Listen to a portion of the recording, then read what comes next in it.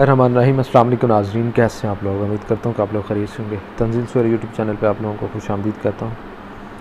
जैसा कि आप लोगों को मालूम है कि तंजील सूर्य यूट्यूब चैनल पे आपको पटवार से रिलेटेड वीडियोस देखने को मिलती हैं। तो लास्ट टाइम मैंने एक विरासत पे वीडियो बनाई थी, तो उसी के कॉमेंट में मुझे एक और शजरा जो है वो भेजा गया है, जिस पर आज मैं वीडियो बनाऊँगा इंशाल्लाह। मेरे पास एक शजरा है। इस शजरे के मुताबिक अहमद अली जो है वो मुतवफ़ी है। अहमद अली मुतवफ़ी का मतलब ये है कि अहमद अली जो है फ़ौत हो गया है। उसके शजरे के मुताबिक उसकी एक बीवी है जो ज़िंदा हयात है और 3 बेटियां हैं। ठीक है, अगर तो इसकी नौरीना औलाद होती, नौरीना औलाद का क्या मतलब है? नौरीना औलाद का मतलब ये है कि अगर इसकी औलाद में बेटे और बेटियां होते, मिक्स औलाद होती, तो फिर तो ये शजरा यहाँ तक ही ख़त्म हो जाना था। इस जो अहमद अली ने, इसके भाई या बहन नहीं आने थे। लेकिन अब इसकी सिर्फ बेटियां हैं चूँकि, तो अब इसके जो भाई हैं वो भी आएंगे और बेटियां भी आएंगी, और सॉरी बहनें भी आएंगी, अगर उन भाई में से कोई भाई पहले फ़ौत हो गया और उसकी औलाद भी आ जाएगी। ठीक है, तो जो मैंने शजरा ड्रा किया, सबसे पहले अहमद अली है, उसकी बेगम जो है बुशरा बीबी है। बुशरा बीबी के ज़िंदा है। उसके बाद है फौजिया बीबी, वो भी ज़िंदा है। उसके बाद माजिदा बीबी, वो भी ज़िंदा है। साजिदा बीबी, वो भी ज़िंदा है। ठीक है,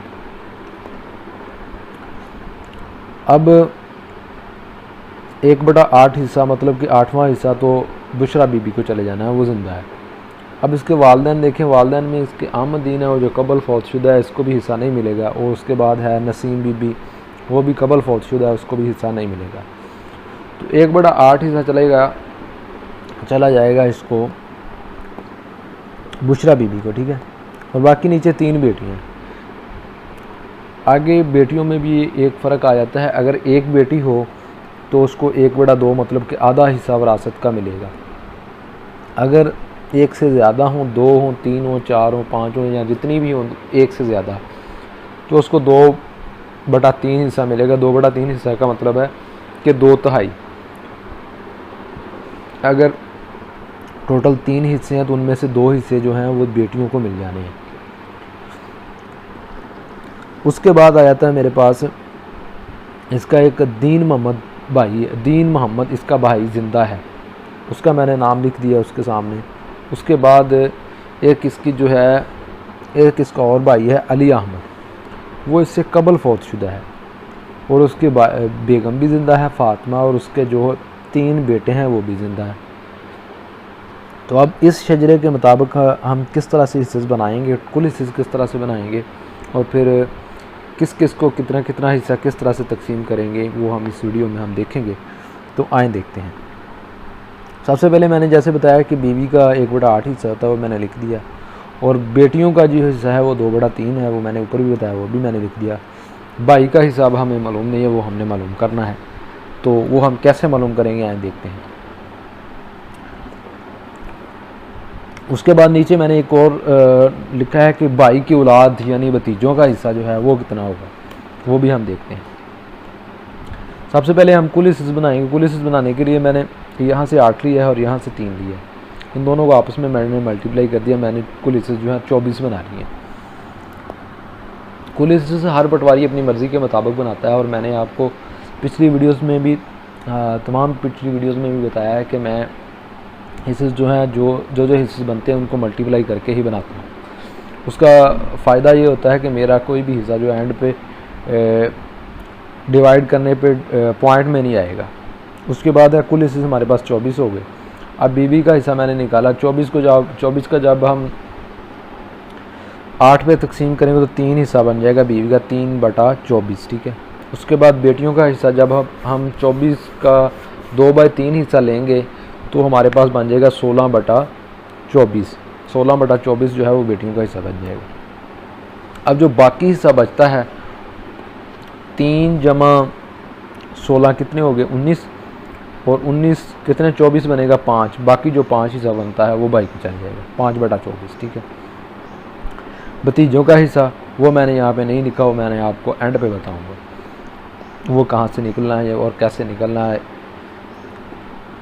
अब एक 100 कनाल रकबा है। 100 कनाल रकबा निकालने के लिए मैंने आपको पहले भी जितनी भी मैंने वीडियो बनाई है उसमें रकबा निकालने का मेरा फार्मूला बिल्कुल सेम ही रहा है और बिल्कुल ईजी है, इसमें कोई मुश्किल है ही नहीं कि रकबा निकालने का फार्मूला मखसूस हिस्सा जो है उसके बाद कुल हिस्से और मल्टीप्लाई हमने रकबे के साथ कर देना। यहाँ पे बीवी का जो है रकबा निकालने के लिए मखसूस हिस्सा इसका है 3 और कुल हिस्से इसके हैं 24 और मल्टीप्लाई हमने रकबे के साथ किया, वो हमारे पास 12 कनाल 10 मरले बन गए। ये कैसे हम कैलकुलेट करेंगे, ये मैं आपके सामने कैलकुलेटर निकाल के दिखा देता हूँ आपको कि कैलकुलेटर कैसे हमने करना है इसको।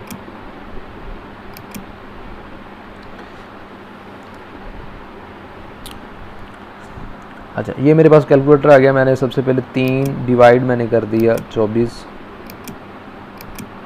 और मैंने मल्टीप्लाई कर दिया इसको रकबे के साथ 100 कनाल। जैसे मैंने रकबे के साथ मल्टीप्लाई किया तो मेरे पास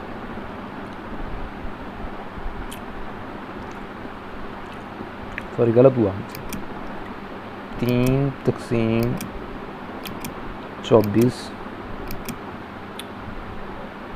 अब हमने मल्टीप्लाई करना है 100 के साथ। ये 12.5 आ गया। 12 को हम यहाँ से नफ़ी कर लेंगे। 12, ये मैंने 12 नफ़ी कर लिया और जो बच गया उसको हम मल्टीप्लाई कर देंगे 20 के साथ। ये मैंने 20 के साथ मल्टीप्लाई कर दिया, ये मेरे पास 10 मरले आ गए।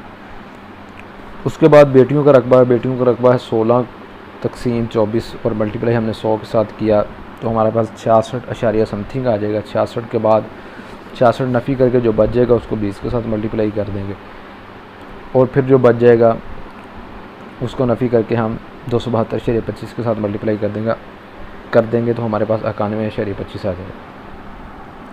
उसके बाद भाई का रकबा। भाई का रकबा क्या होगा, वो 5/24 है। 5 को 24 पे तक़सीम करके हमने मल्टीप्लाई करना है 100 कनाल के साथ। जैसे 100 कनाल के साथ मल्टीप्लाई किया तो मेरे पास 20 कनाल रकबा आ गया और 16 मरले आ गए, 181 फुट आ गए। ठीक, तो अब हमने एंड पे इसको ना जमा करके देखना है कि हमारा रकबा पूरा होता है या नहीं होता।